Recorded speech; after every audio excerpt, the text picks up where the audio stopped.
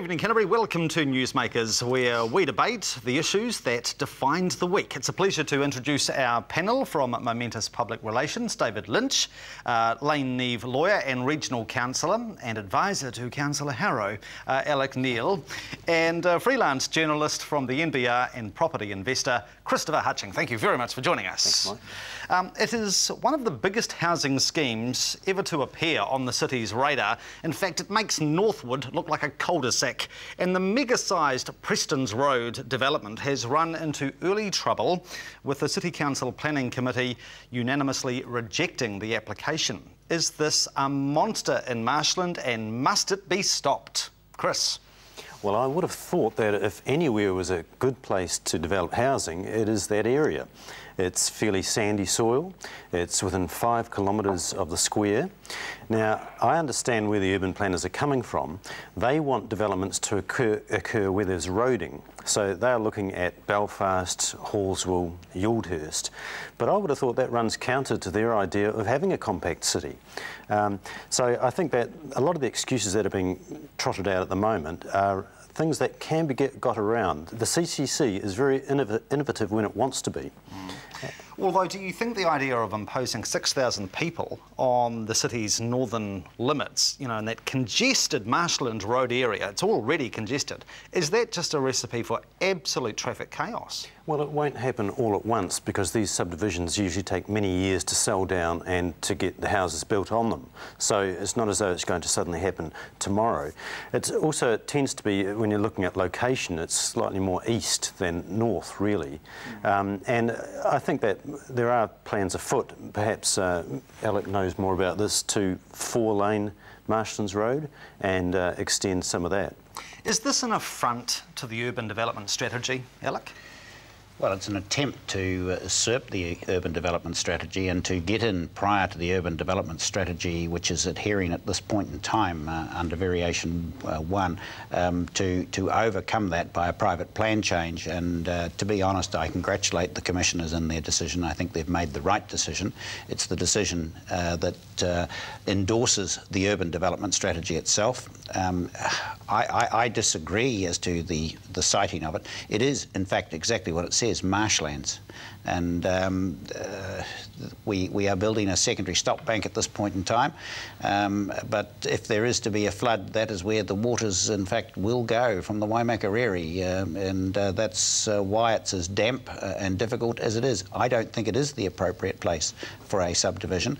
I believe that this town, or the city, deserves a green belt, and we're trying to maintain that green belt, and I'm pleased that the commissioners have made the decision they have. How do you see it, David? I mean, I think a lot of it will come down to being tested, because as I understand those that are proposing the development will likely challenge the matter, and that's where it will be tested through the courts. As I understand, what the council is saying is, one, they haven't got sufficient information from the applicant. Now, I don't know, I haven't seen the decision, but there was also the question of the suitability of actually developing on that site, given what the ground is made up of, and the council's requirement to obviously maintain roads and other matters like that. So don't know enough about it, but I imagine it's heading for the court. The fact that the UDS hasn't actually been formally implemented, as you referred to, does that give the backers of this plan a window of opportunity to fight hammer and tongs? Oh, absolutely, and that's the whole purpose, is that the commissioners must have regard to the plan in its present form. It's at hearing stage, and still is at hearing stage, and the weight that they give to the urban development strategy is based on where that plan is reached. At this point in time, it is had regard to, but it definitely isn't binding. This time next year, it may very well be binding, and that's why developers are anxious to have their private plan changes put in place rather than wait until that urban development strategy decision has been made. Chris, what's your understanding of other rebel developments as such that are waiting in the wings that will take issue with the thrust of the UDS? Well, there are literally dozens, possibly even hundreds. I haven't counted them all, but there's a lot of submissions on the ECAN website which people can read through, and they'll quickly become appraised of the number of landowners that are objecting to these lines that have been drawn. Some of them say they're arbitrary, and some of them claim that they even go through their land and they can't understand why. I don't have a lot of time for the urban development strategy because I think you have a lot of unintended consequences. There was an attempt to rezone Prestons about 10 years ago. It was unsuccessful.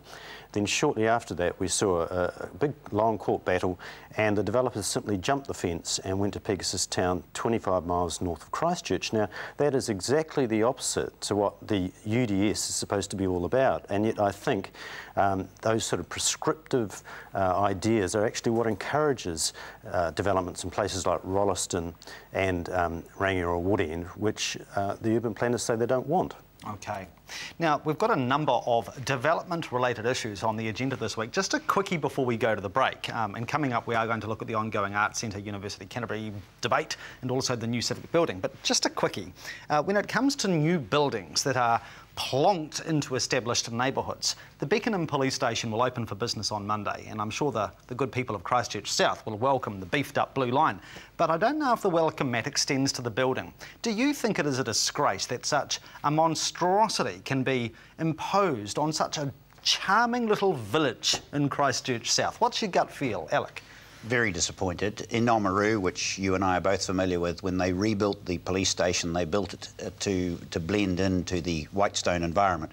And to be honest, government departments have an obligation and should do so, and Beckenham is an example where they've failed. Yeah. David? Yeah, I agree with that. I think that, I mean, one just needs to look at the history of police buildings in Christchurch, and we've got the best welcome to Christchurch sign plonked on top of the police station saying police. I don't know why it has to be that large.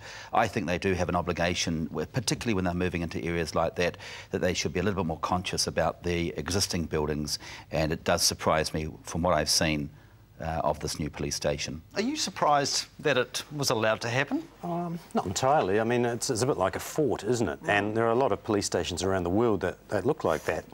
They're kind of ready for Armageddon, I think, or social breakdown or something. I think the architectural style is called brutalist, isn't it? Brutalist. Yes.